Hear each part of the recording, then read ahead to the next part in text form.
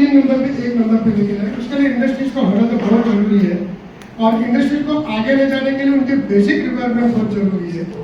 अभी पावर के आप मंत्री हो तो पावर इंटरप्शन लास्ट 1 साल में इतना हुआ है हमारा प्रोडक्शन 25% लेस हो गया है। ठीक है। दूसरा है कि बेसिक रिक्वायरमेंट हमारा पानी, इंडस्ट्रियल वाटर हमको अवेलेबल नहीं है।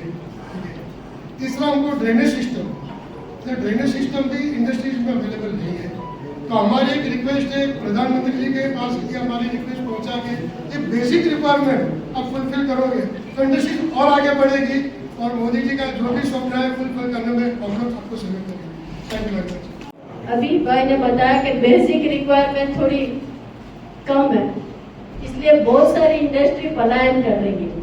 ये बैठे हुए वो सब शर्मा रहे हैं, वो बोल नहीं रहे, लेकिन बेसिक रिक्वायरमेंट भी जरूरी है और थोड़ा बेनिफिट भी ये लोग को जरूरी है। पहले टैक्स बेनिफिट हुआ करता था, बहुत सारी इंडस्ट्री यहाँ पर थी दमन और सिलवास में, लेकिन टैक्स बेनिफिट खत्म हो गए। खत्म होने के बाद ये लोग यहाँ वहाँ भागने लगे।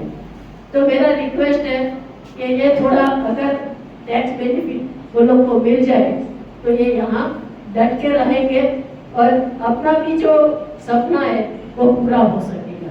धन्यवाद। Nagar Haveli federation of industries की तरफ से माननीय मंत्री साहब का आज यहाँ स्वागत करता हूँ और भारत सरकार का भी धन्यवाद अदा करता हूँ कि उन्होंने एक इम्पोर्टेंट विषय है उसके ऊपर हम सबको यहाँ बुलाया और अपने अपने मन की बात कहने का मौका दिया। मैं मानता हूँ मंत्री साहब के पास आज समय कम है, लेकिन मैं 5 से 7 मिनट में अपनी बात को विराम दूंगा। मैं अपनी बात को 3 भागों में विभक्त करता हूँ मंत्री साहब। पहली तो अपने प्रदेश संघ प्रदेश के बारे में। हमारा जो संघ प्रदेश है दादरा नगर हवेली दमन एंड दीव, ये एक उद्योग के ऊपर बेस इसका जो डेवलपमेंट है वो सब उद्योग के ऊपर बेस है और इसका जितना भी विकास हुआ है, मैं यहाँ पिछले 37 साल से रह रहा हूँ, मैंने अपनी आंखों से यहाँ का विकास होते हुए देखा है।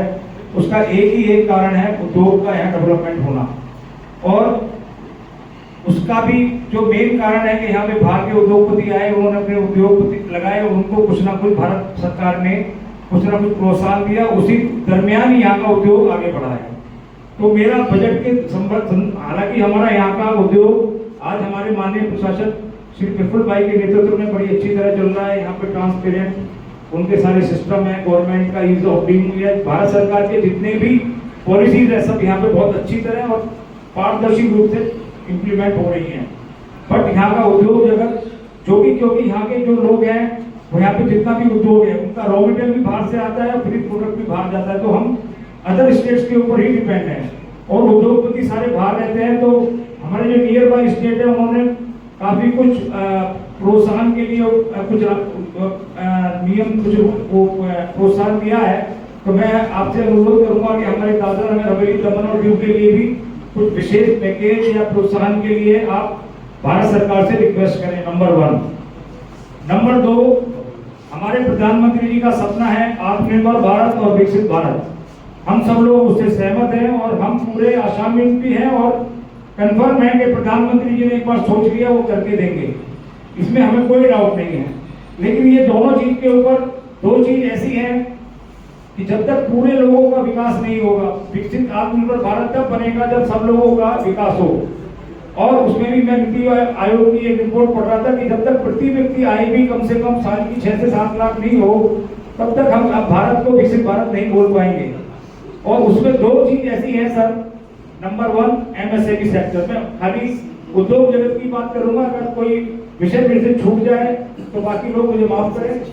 मैं खाली इंडस्ट्री के ऊपर ही बात कर रहा हूँ। वो है पहला है एमएसएमई सेक्टर, जो भारत के एम्प्लॉयमेंट की और विकास की एक रीढ़ की हड्डी है सर। तो इस बजट में या पिछले बजटों में इसके उद्योग एमएसएमई और एसएसआई उद्योग के ऊपर कुछ जो विशेष प्रोत्साहन की जोड़ते हैं उसके ऊपर थोड़ा सा कम ध्यान दिया गया है या वो पॉइंट छूट गया है या मेरी समझ से हो सकता है मुझे उसकी ज्ञानता ना रही हो। तो छोटी छोटी यहाँ पे फैक्ट्री है सर, उनमें क्योंकि आज के जमाने में एक फैक्ट्री लगाना, उसके लिए जमीन खरीदना, ये करना एक स्मॉल और एमएसएमई के लिए बड़ा मुश्किल काम हो जाता है।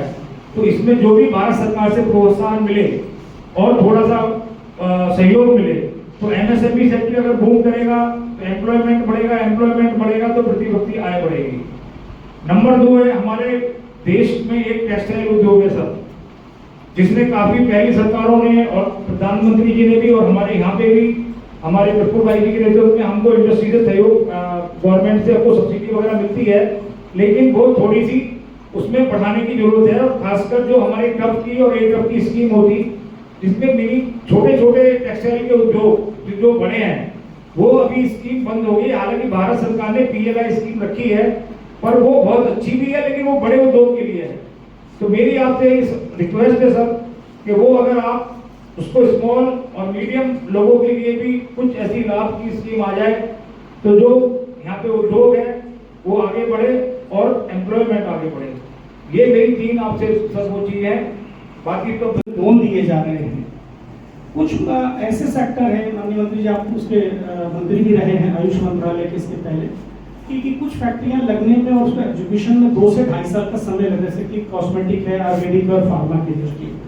बैंकों का जो लोन देने का तरीका है और जो इंटरेस्ट चार्ज है शायद हाउसिंग और कार से भी ज्यादा है, उस पर एक बार सोचने की आवश्यकता है मुझे लगता है। और इसके अलावा जो जिनके पास कोलेटरल सिक्योरिटी नहीं होती फैक्ट्रियों लगाने के लिए, सरकार ने उसके लिए सुविधा रखी है कि सीजीएम की।